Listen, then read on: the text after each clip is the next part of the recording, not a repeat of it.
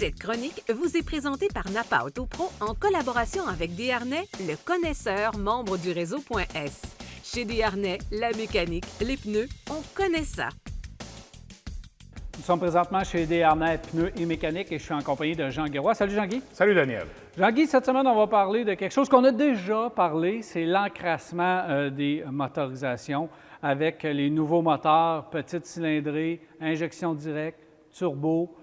On a créé justement un phénomène qui fait en sorte que si on n'entretient pas bien notre véhicule, on risque d'avoir des problèmes avec notre moteur et c'est l'encrassement.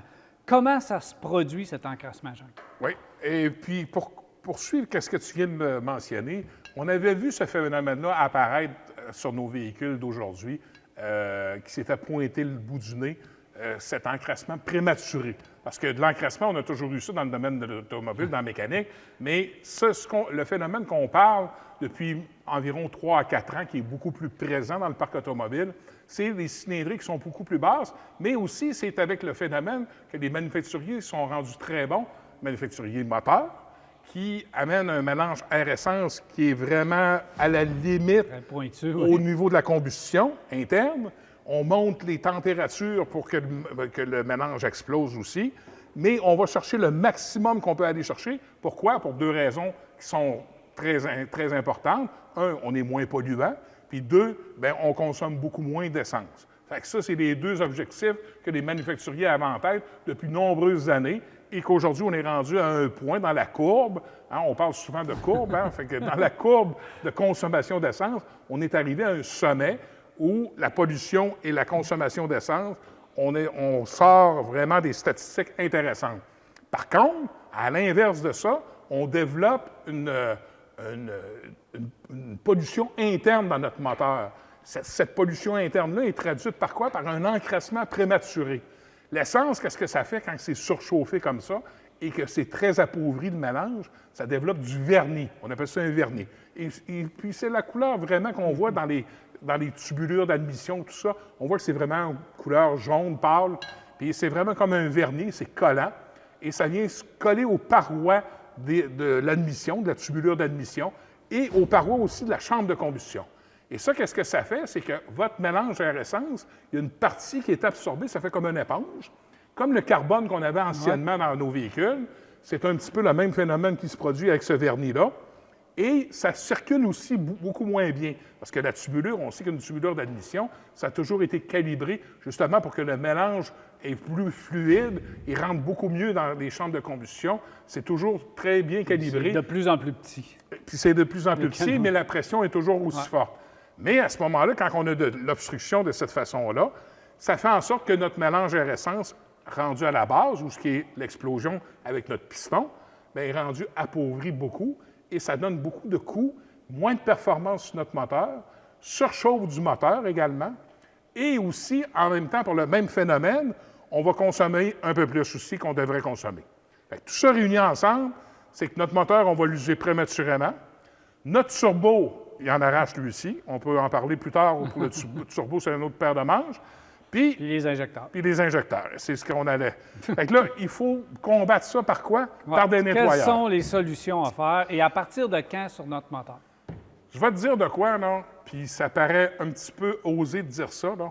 Mais aussi bête que 20 000 kilos, on commence déjà à avoir des traces, des séquelles au niveau de l'encrassement. Donc, si on veut prévenir au lieu de guérir... C'est ça. En prévention, on y va avec des nettoyeurs de cette combustion, nettoyeurs de chambre de combustion, qui sont un nettoyeur qui est en spray.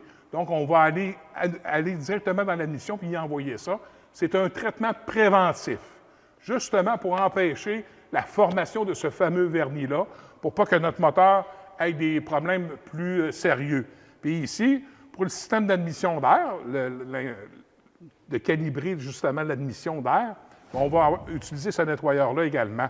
Fait que ça, c'est dans le préventif. C'est dans le préventif. On a aussi du curatif. Du curatif, exactement.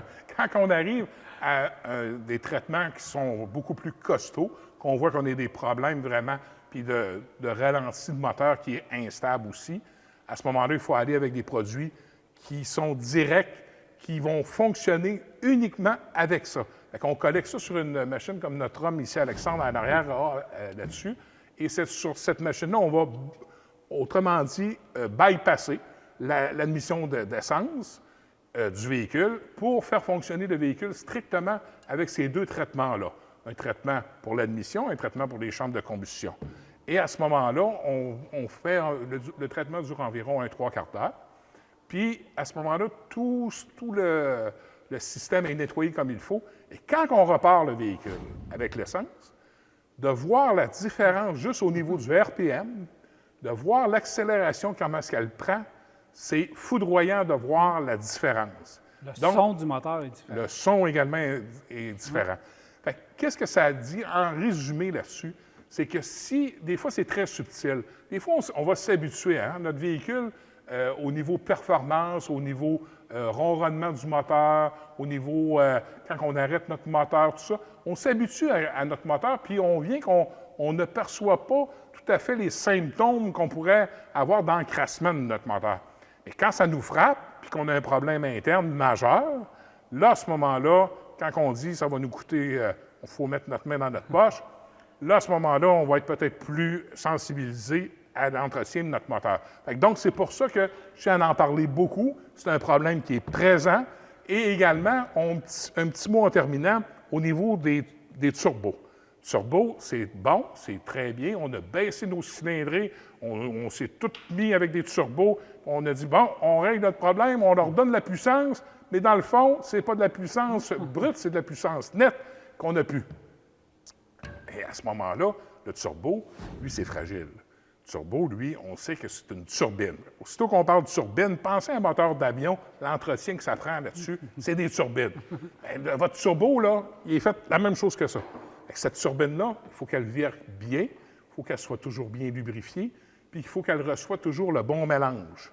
Donc, c'est important. Fait que pensez à votre encrassement à l'interne, pensez à votre turbo, pensez à votre chambre de combustion. C'est des choses qu'on ne voit pas directement, mais qui ne sont pas palpables, mais qui sont là, qui sont présentes. Puis dites-vous une chose, tous les 4 cylindres, surtout 4 cylindres turbo qui sont dans le parc automobile, peu importe le manufacturier, on n'est pas à l'abri de ça. C'est pas une légende urbaine, c'est présent, le problème est là, présent. Bien, on va en parler encore la semaine prochaine, Jean-Guy, du turbo, parce que nos changements d'huile, ça vient jouer un petit peu avec ça. Absolument. Mais pour finir au niveau de l'essence, qu'est-ce qui est important? Puis un petit truc aussi en prévention. Un petit truc qui est bien intéressant, puis que je donne à beaucoup de consommateurs, puis que les gens qui ont adopté, puis qui ont endossé ce type de projet-là, fait en sorte qu'on voit une différence. À toutes les 3-4 pleins d'essence, mettez-y un plein avec un octane plus élevé, on appelle super, d'essence super. Qu'est-ce que ça fait, ça, avec l'indice d'octane plus élevé? Justement, ça va aller chercher cet encrassement-là dans les chambres de combustion et ça va prévenir davantage cet encrassement qu'on peut traîner plus longtemps avant d'arriver à une opération drastique comme celle-là. Est-ce que tu suggérais pour les gens qui voudraient de toujours rouler au super? Oui, je sais qu'il y a une question de coût d'opération. On sait que l'essence régulière, par rapport à l'essence super, il y a un coût. Est-ce que ça vaut vraiment la peine pour les profanes qui veulent avoir vraiment si on veut vraiment pas prendre de chance, le summum? Oui, le super sans plomb. Puis souvenons-nous, anciennement, on peut le nommer, maintenant ils ne sont plus là, Sunoco avec la 260, l'essence 260, il y avait la 220, 240, 260. On avait un indice d'octane élevé, c'était formidable. Mais oui, le super sans plomb, ça a sa place, surtout sur le petite cylindrée turbo. Alors, comme je disais tantôt, Jean-Guy, la semaine prochaine, on va aller voir la lubrification. Oui, un domaine intéressant, puis aussi important dans notre entretien préventif. Merci, Jean-Guy. Au plaisir.